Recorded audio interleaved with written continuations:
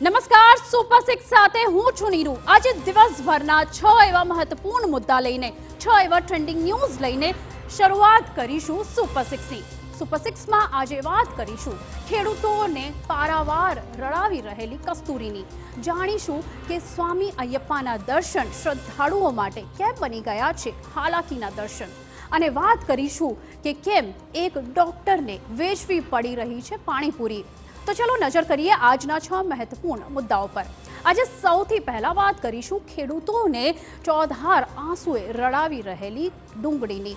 Gondal market યાર્ડમાં ફરી ખેડૂતોએ ડુંગળીની ગુણો કરી ખાલી। આખરે તંત્ર ક્યારે દાખવશે સમજદારી?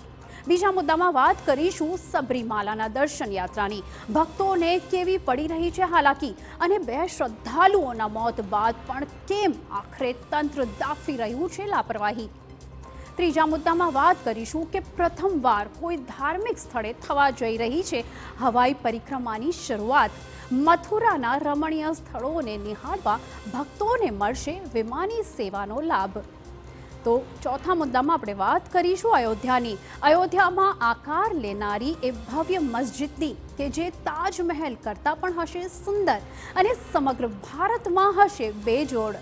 પાંચમા મુદ્દામાં આપણે વાત કરીશું કે એક એવી ટ્રોલીની, અને જોઈશું કે કેવી સ્માર્ટ છે આ ટ્રોલી કે જે તમને આપશે તમારી ફ્લાઇટની એક અપડેટ।